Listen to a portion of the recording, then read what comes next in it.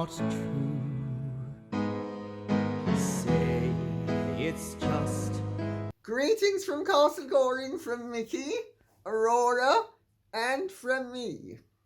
Well, I have a little announcement to make. I have been listening to some of the comments and some of the inquiries and some of the input from all of you, and bearing certain things in mind, we are going to continue with this channel as it is, but I am looking into the possibility of having an alternative channel linked to this one for members only, for whatever the minimal amount is that it is possible to do it, is what I am inquiring. Well, I'm not inquiring, I'm having my techie people inquire as to how it can be set up with the minimal expense to members. And there will obviously be perks. There's often there's often a lot of material that can't get used because of time.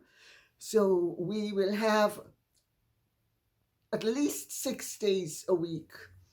We'll have the 3 main as still stands that will be public, and then those will be, at least this is the concept so far, will be also available to members only. Then members will also have access to other material, and to reward them for being members, so far my idea is once a month somebody is chosen who will have a copy of one of my sets of jewelry, whether it is a demi-parure, for instance, this is a demi-parure, or whether it's a brooch.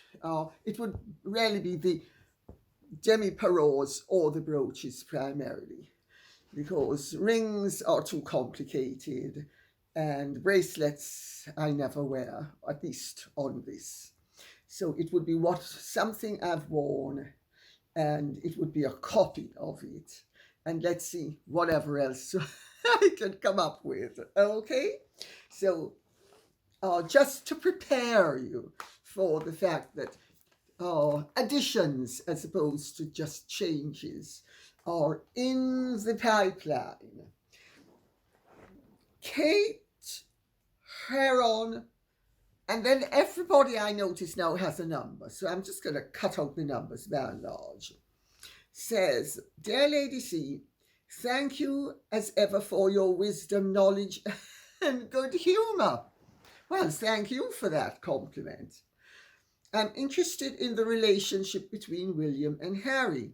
I infer from Harry's behaviour that he is a cruel, selfish individual. Yet those traits have been exacerbated by his marriage. And yes, he does appear conflicted and at times guilt-ridden.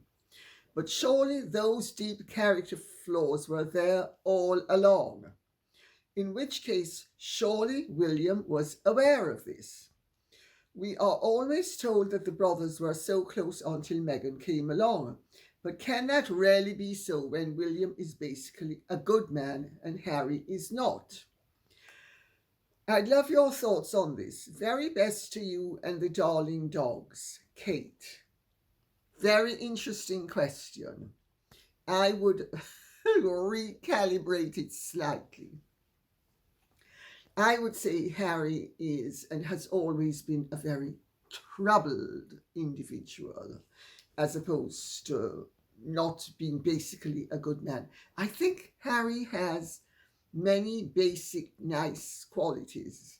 I mean, I remember him when he was younger, and he and William used to play with my children, And I mean, there's a 10 and 12-year age difference between my children and them. And, teenagers don't play with young boys unless they're basically nice guys. And I bear that in mind, you know. Uh, but Harry has always had a filthy temper and has always had a mean streak in him. William used to be quite impossible as well, but William seems to have outgrown it, while Harry has grown into it.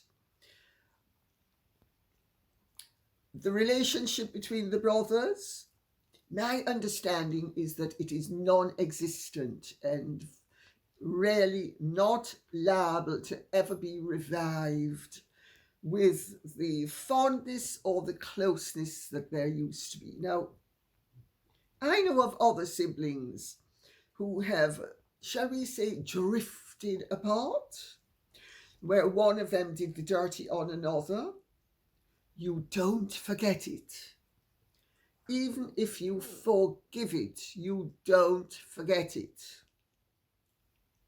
You never trust somebody who you have trusted implicitly, who turns out to have been untrustworthy.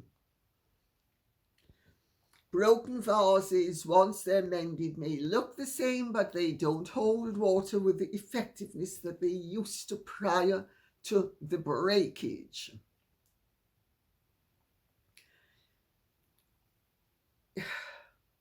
I think it's very sad because Harry was very close to William and Catherine. Harry loved their good family life. Harry always wanted his own family. Harry's tragedy is, he got his own family. But he should have thought who was the gatekeeper and who was going to be the other part in that relationship. And Meghan has been nothing but trouble. But she has been, from Harry's point of view, clever trouble. She has released the negative in Harry that was always there. And let's remember, each of us has a light side and a dark side. So there's nothing unique about Harry having failings. Everybody has failings. If we choose to indulge the negative in our personality and build up the destructiveness in our character, we will succeed. If you water a plant, it grows. It's as simple as that. Lon Iloni Loney says, Meghan spoke of what a wonderful female leader Queen Elizabeth II was in the Variety interview. But Kerry Kennedy states that the institution she led was fundamentally racist. Will the pair ever be held accountable for all their inaccuracies? Well, certainly not in the United States of America, amongst the fashionable organs and fashionable members of a certain segment of the political population. She won't be held accountable because she is spewing forth the rhetoric that gives the magazines and publications column inches and gives their allies recognition. Of course, she's not going to be held accountable. The lies, the inconsistencies have been so glaring. But the People magazines of this world, the Vanity Fairs of this world, the Kerry Kennedys of this world, the Netflixes of this world, the Spotifys of this world are only interested in what benefit can accrue to them from exploiting Meghan and Harry, and Meghan being the arch exploiter of all time, has found a way to be of use to the people she is using to put herself on the map. Anne Moore says, Lady C, I read a relatively modest report in the Mail of Meghan linking her attendance in Indianapolis at a $500 a head event entitled The Power of Women, an Evening with Meghan, with a report from a British police chief saying they'd investigated credible threats against the Duchess of Sussex's life. What message are you... Sorry. What message are you hearing from your bongo drums? Well, yes, they did beat a message. Well, first of all, a little birdie told me that the Indianapolis event was not quite the success that they would like you to believe it was. Oh dear, oh dear. They say it was sold out, but there evidently were quite a lot of complimentary bums on seats. Well, I don't know how that's going to impact upon Meghan's percentage of the takings. After all, she's a girl who was taught by the best of them, don't give the milk away for nothing.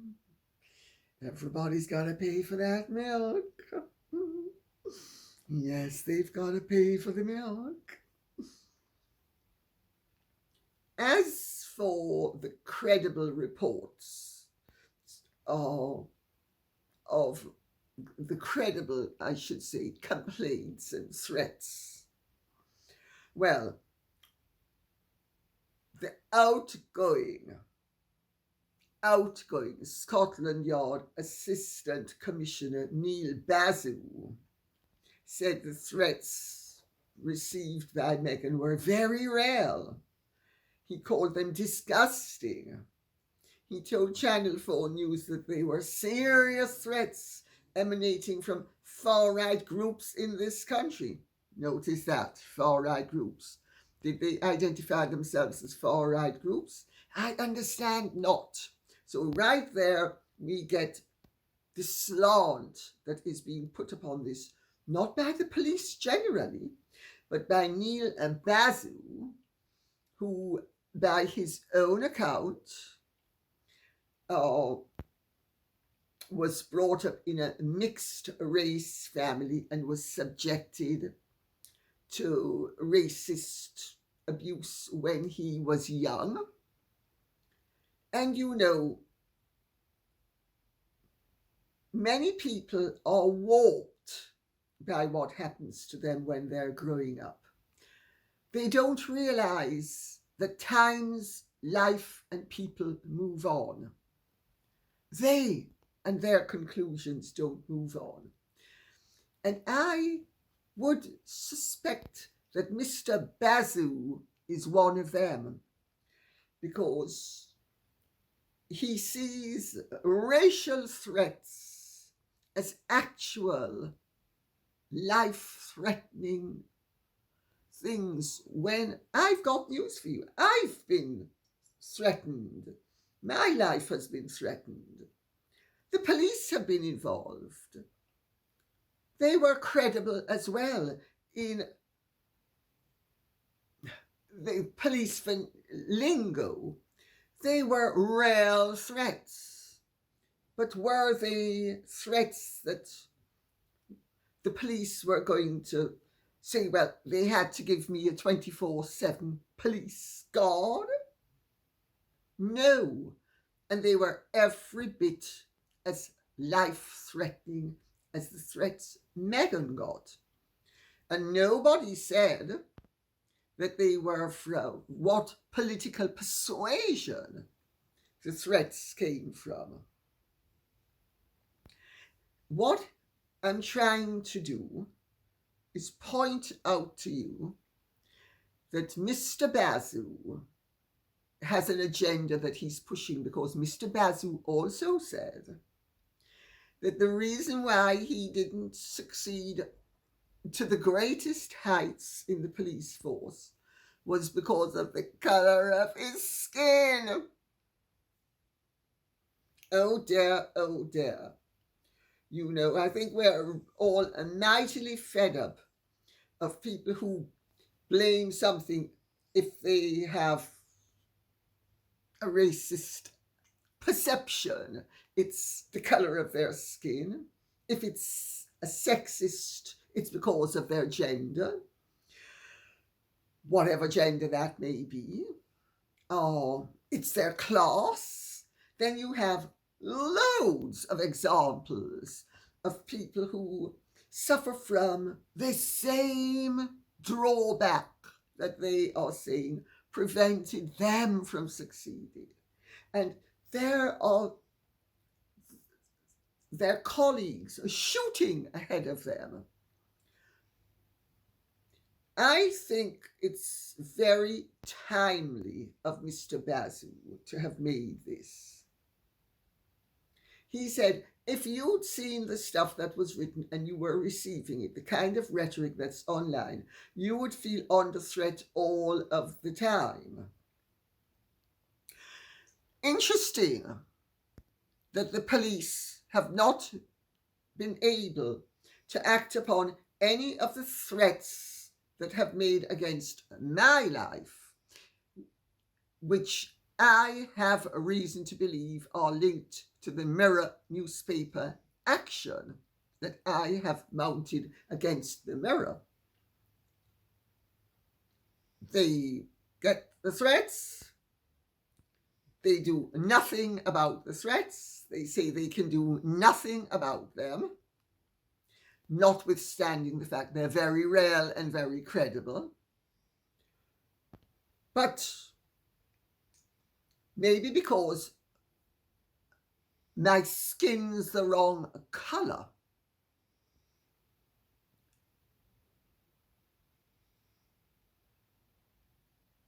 I'm not supposed to feel under threat at all.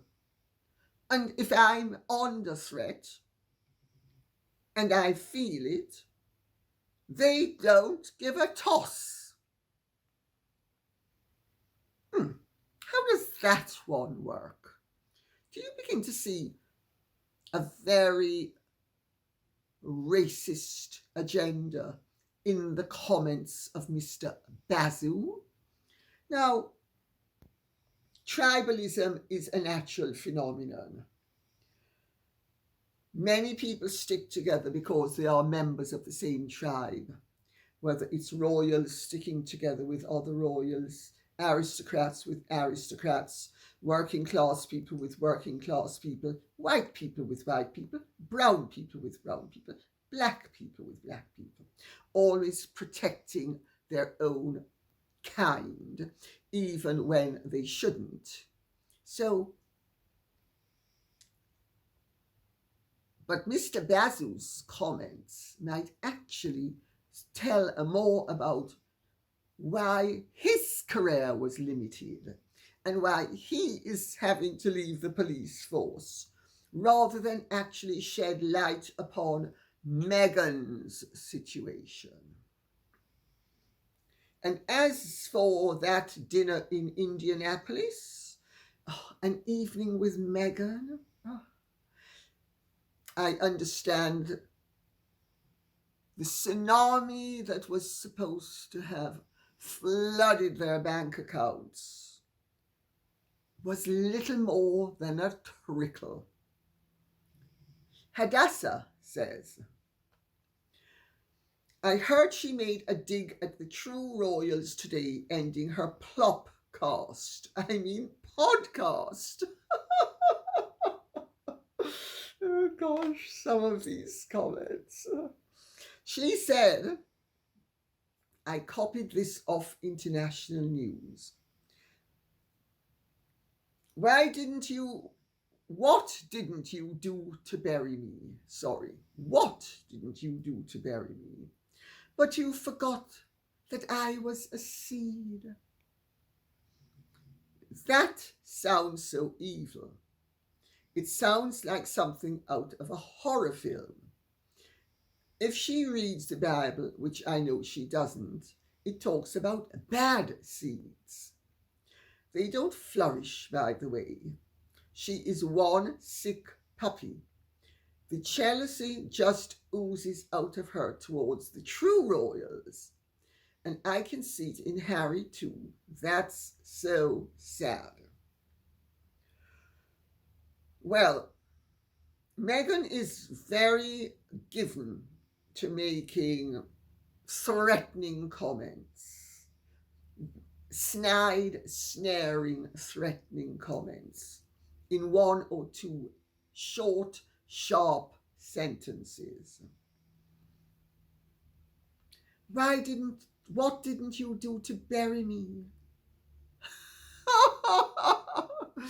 She's been so victimized, and none of it was her fault. But you forgot I was a seed, so watch out. You know, my mother was given to making comments like that as well. And as a cousin of mine used to say, Gloria's very given to coming out with zingers. And Meghan does come out with these. Oh, poor me zingers. And then, but you better watch out, because you think I'm poor me and everybody must sympathize with me, but I'm gonna flatten you. And let's not forget, in the run-up to the Queen's death, when she pointedly made the threat that she'd never signed an NDA. Now, I mean, who ever heard of going into a royal family or any family and signing an NDA? Did she think she was there to provide paid services? Because, of course, that category of woman might well be required to sign an NDA. Respectable staff is often required to sign an NDA. But a member of a royal, or indeed any family, a newcomer being made to sign an NDA, I mean, doesn't that tell you something about the thinking of the woman and the lowness of her perspective? Well, she did this was the last of the podcasts, and I gather it was called, because everything with Meghan is so contrived, Manifesting a Cultural Shift. And she had on Trevor Noah, Judd Apatow, and Andy Cohen, who couldn't remember having met her, even though he had, according to her, on 2 separate occasions. Well, how does that one work? Wasn't Meghan one of the top stars of Hollywood? I mean, Andrew Morton, in her book, Meghan American Princess, said she was a huge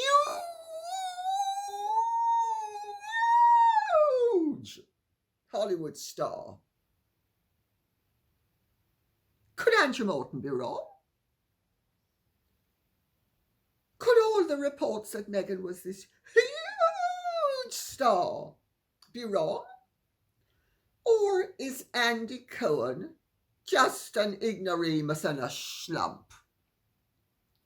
Because he'd never heard of Meghan. That would be, unless something's wrong with the reports of Meghan's great fame prior to meeting Harry, unless those are inflated reports and misleading and erroneous. I mean, it would be, Andy Cohen would be the equivalent of a Catholic archbishop never having heard of Mary Magdalene. How does that one work? Anyway, she concluded the podcast by saying, and I'm going to make the point before I read out what she said.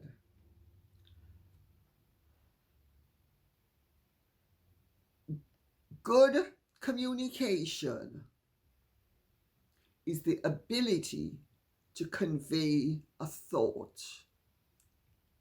and to do it in such a way that the other person understands where you're coming from, what you mean.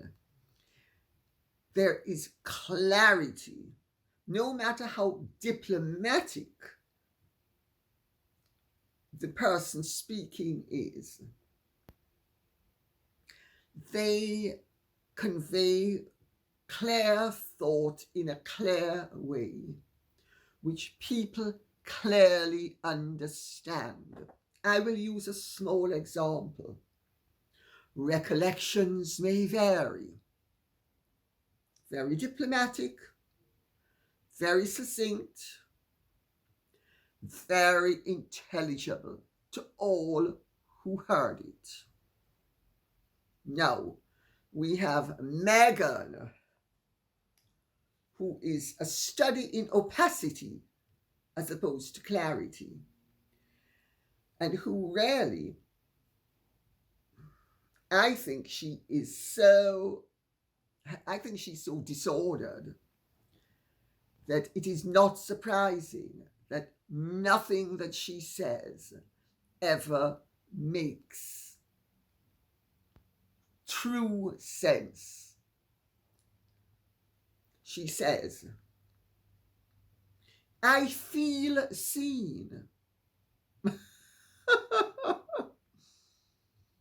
Not I'm aware of being seen, or I feel seen. Oh God. I had never considered that in using my voice, that I would feel seen, but I do. Many moons ago, I heard a quote that I will share with you today, because as we talk about labels, tropes, and boxes that some may try to squeeze you into, and roles and stereotypes that are attributed to you that don't quite fit the full person that you are, this is what I wanted to leave you with. Then she added, to that point, my friend, keep growing and I'll see you on the flip side. As ever, I'm Meghan. What on earth does all of that really mean? Aside from, I'm the great Meghan, Duchess of Sussex. I was a great star. I was such a huge star that jerk Andy Cohen didn't even know who I was. But that's not my fault. That's his, because he's just a schlump. And I'm so great that everybody's always trying to squeeze me into little boxes and stereotypes me and archetype me and squeeze me into roles that I'm much too big to fit into. Not robes, roles. Because, like Norma Desmond, I'm big. It's the movies, or the roles, or the stereotypes, all the boxes, all the tropes that are too small. And bear this thought in mind. Keep growing. And I'll see you on the flip side. Talk about utter rubbish and nonsense. The woman is a study in vacuity. Cheryl Maureen Richardson says, in my opinion, she thinks she is performing royal duties. She means in connection to the photograph of Meghan cutting pumpkin pie. Hence the publicity, as if she were the adage, you cannot make a silk purse out of a sow's ear. It fits her to a T. Oh well, she's keeping up appearances. Hyacinth bucket. Or should we say bouquet? I take tea with a cocked finger because I'm classy. Yes, I am. I take tea with a cocked finger. Classy with a capital K. I'm so demure.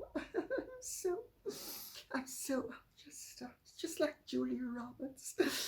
I'm just so classy as well. Yes, she does simulate royal duties. She simulates royal duties. And she has set herself up as, which is very apparent, an alternative royal. The problem is, word has leaked out that she was there for the blink of an eyelid with her photographer, just long enough to get the picture, which she then leaked via Archewell, or as she will call it, Archewell. But it can't be Archewell, because A-R-C-H-E, the C-H is a K sounding, not a C-H sound. But we will touch upon the copyright and the charitable aspect just a little later, because they have bearing upon what we're speaking about today. Heidi Meigs says, the younger brother's wife is an opportunist such as I have never seen before, and I'm 65 years old. I've seen some in my time. I don't even know the correct term for despair. Idiot, immature, mentally deficient, vicious, spoiled. All of these fit him. I wish there was a way the king could totally disown him and put all of his titles, even prince. She doesn't say where to be put, but we know where she means. I know it won't happen, though. I think there are real issues in terms of stripping somebody of a title who has not committed a serious crime and been charged with and found guilty of committing a serious crime. I've said this before, and I'm going to say it again. I am all in favour of Parliament giving the king the right to strip peerages. He already has the right to demote anybody in rank. He can, at the swish of a pen, deprive Harry of being the rank of prince, or at least known as prince. He doesn't yet have the right to strip anybody of a peerage. Hopefully, after the second week of December, when the bill comes before Parliament, the king will be granted that right. I don't think Parliament should be granted that right. I think honours are fouts from the king, and they should remain in the gift of the king solely. And I don't think Parliament should have a right as to who is stripped of a title in a situation like that. But certainly to empower the king to be able to do so without an act of Parliament would be a good thing. Lisa Skinner says, I always have loved Catherine, Princess of Wales. As a minister, I can see goodness and honesty in her. Unfortunately, I can't say the same for Meghan Markle. Well, Lisa Skinner, I've read this out because you have voiced a sentiment that many people feel and have shared with me. And being a minister, one would imagine, certainly hope, that you see what is there and don't allow prejudice to pollute your vision, so to speak. So I see no evidence of goodness in Meghan either. When I look at her, when I see how she acts, when I see what she does to people, when I hear what she's done behind the scenes, I see nothing good in her. And yes, every report I've ever had of Catherine Wales is that she is a good egg. And what I see from her performance tells me that she is a good egg.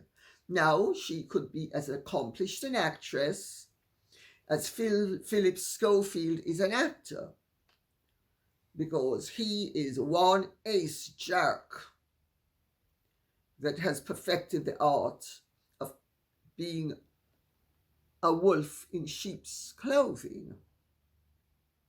But he is the only public figure I can think of who has so convincingly managed to dupe people for the length of time that he has done publicly, although within the industry he is reviled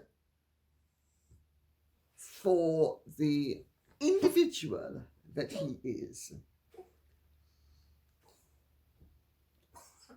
Nancy McCormick says, Meghan would have loved had she shown love. Sorry.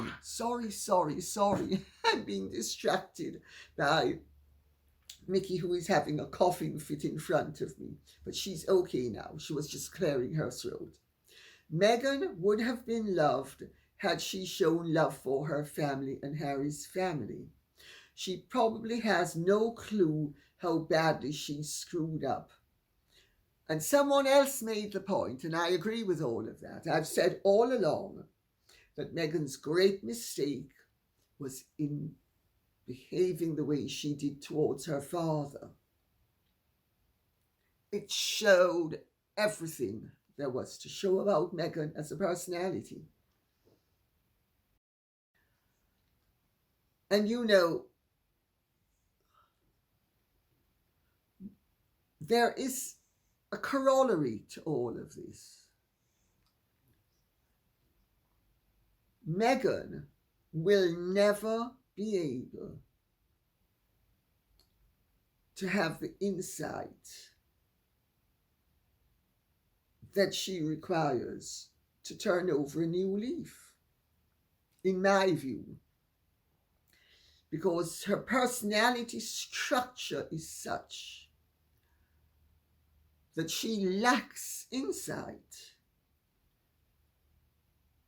And it might be just as well, because if she possessed insight, she would be devastated. And that is usually why people like her will never examine what they are and will never throw their hands up and say, mea culpa, mea culpa.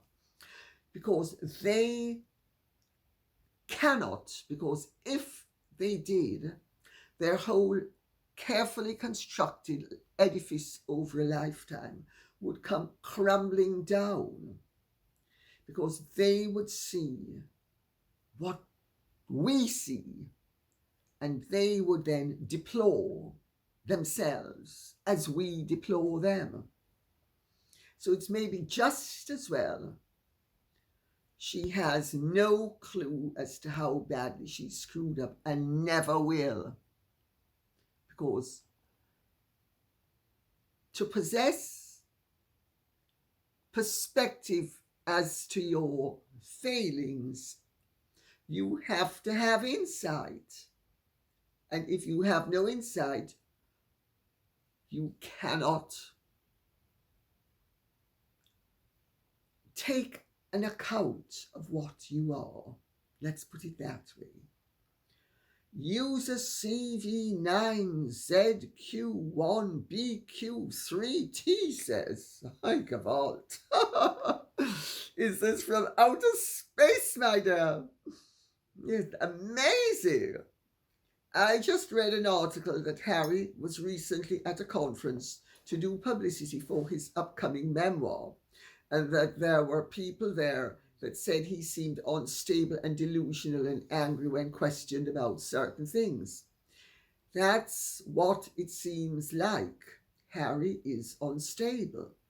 He even looked weird during the Elton John video clip. He looks totally abnormal. May I say, you're not the first person who's made that observation. And I have been noticing Harry's demeanor is becoming increasingly disquietingly disjointed. Well, everybody knows he's troubled. The extent may be becoming apparent. But he's always been angry. He's always been unstable, and he's always been delusional. That was one of the benefits where the family was concerned that Meghan possessed initially, which allowed them to actually be grateful for her presence, because Harry was a lot more manageable and a lot more apparently amenable and malleable when Meghan first came on the scene than he had ever been. So they thought this was something positive, even though they had reservations about Meghan and her motives. It was a great relief. Finally, somebody was able to take Harry in hand. Sometimes in life, it just goes to show you better be careful what you're grateful for, because you may end up bitterly regretting having missed the warning signs. Susan DeLongis says, "Dear Lady C, it seems reasonable to assume that Mr. Brandreth had the tacit approval of the king." I would imagine that's so, yes. Yet Mr. Bower disagrees with his assertion that the Queen's only concern was that Harry loved Meghan too much. Yes, that's right. Mr. Brandreth takes... Oh, sorry, I'm missing my place. He, meaning Mr. Bower, also takes issue with Mr. Brandreth's claim that she had no great distress about their behaviour. including the Oprah interview, and was only concerned with Harry's well-being. Could the king want to soften public opinion in order to pave their way to his coronation? Here in the States, one hardly realizes this is a biography of the late Queen. So loud are the headlines apologetically presenting Harry and Meghan as heroic innocent victims. This bolsters the media hype supporting their humanitarian award. The timing is also inexplicable, given the intrusion of the Sussexes into every article of the Wales' arrival for the Earthshot Prize. The media here are determined to blame the Prince of Wales if he does not present a peace offering to his brother in New York City. Has the world gone mad? This is the second crucial trip by the Waleses to a racially destabilized area. At the same time, the Sussexes will receive an award for calling them out as racists. Why would the king allow this friend of the royal family to cause so much damage at such a critical time, and only for the Waleses?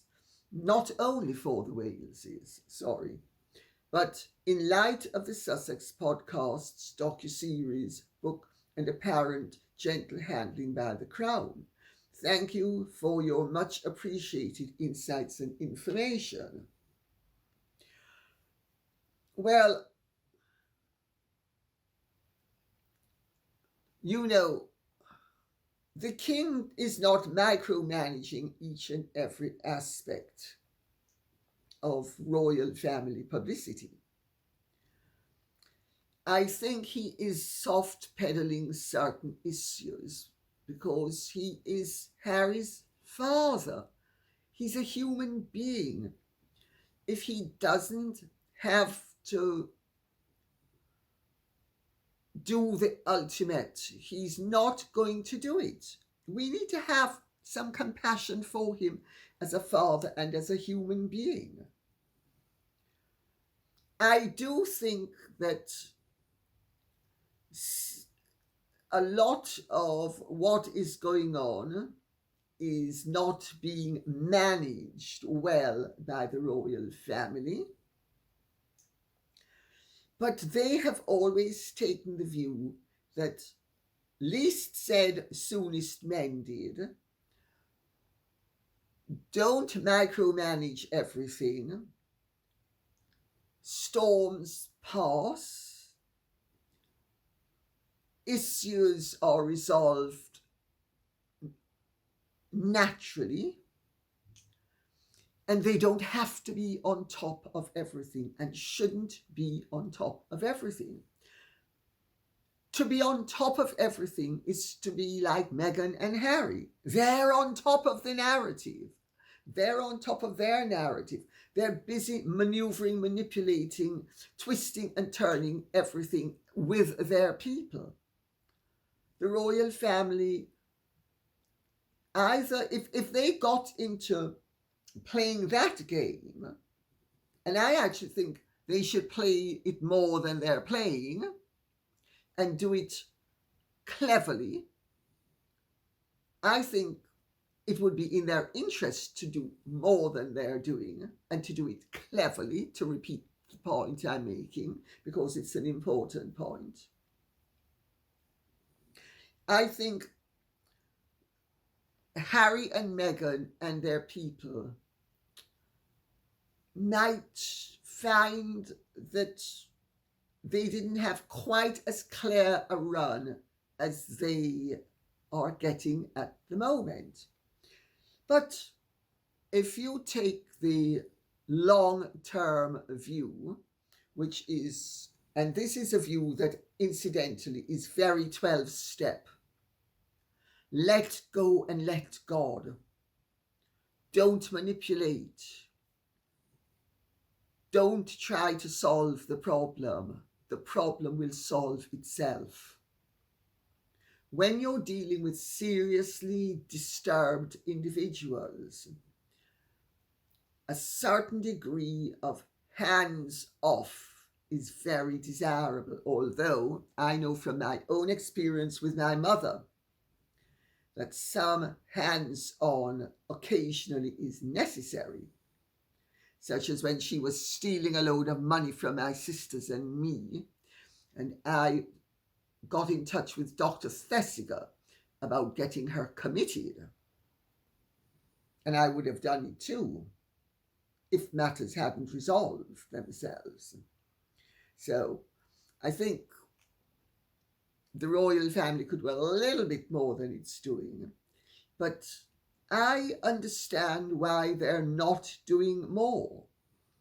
And, you know, the reality is that for all of Harry and Meghan's busyness and all of their manipulations and all of their calculations, they're nowhere near the stars that Catherine and William are, by virtue of their differing positions.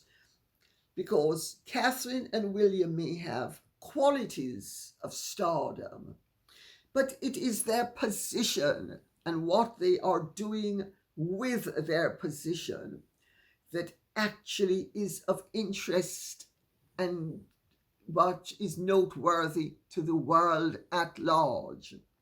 Harry and Meghan are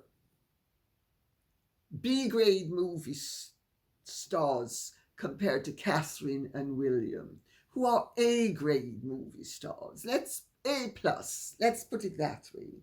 Or to put it another way, no matter what Harry and Meghan do, and they've tried every trick in the book so far, they're never going to be able to big themselves up. Because, especially in America, people just aren't interested, because they know that Harry and Meghan, for all of their attention seeking, are basically non-entities. And this, I'm afraid, is going to have to be the last question for the day, because I'm running out of time and I have another commitment that I have to honour as soon as I finish this. Michaela says, "Dear Lady C, I love your videos. Thank you. Do you think that the Mirror's leak about Princess Charlotte getting the late Queen's title of Duchess of Edinburgh is just another ploy by the Harkles camp to stir up controversy, to ruin the Prince and Princess of Wales' trip here in the US?" There's several parts to these questions, and I'm going to take them all. So I'll answer them bit by bit. Yes, I don't for a second believe that anybody with any fondness for or support of or supported by the royal family would have been leaking any such thing to the Mirror. And I know from my own personal experience of the way the Mirror has been conducting itself with me in my litigation against them, that they would make an amoeba seem like a highly evolved form of life. I wouldn't be surprised that this is a ploy by a left-wing supporting pro-Republican anti-monarchist organ to derail as much as they possibly can and boost up Harry and Meghan at the same time. Carol Fernley says, "This issue over the Duke of Edinburgh is becoming yet another bone of contention for people to yet again accuse King Charles of some dirty deed, stirring up trouble where there's none between two brothers. What do these people know? Absolutely nothing. So they make it up. Have they had a conversation with King Charles? No, of course not. Have they asked Prince Edward if he wants the title? No, of course not. Why don't they stop talking about things they know nothing about and trust in our king to make a good and sensible decision? I am sure he will steer the royal family in the right direction with the blessings of his mother, all things will have been discussed long before the Queen passed. I have every faith that Her Majesty put her house in order before she departed. That's an actually very prescient and perceptive comment to have made.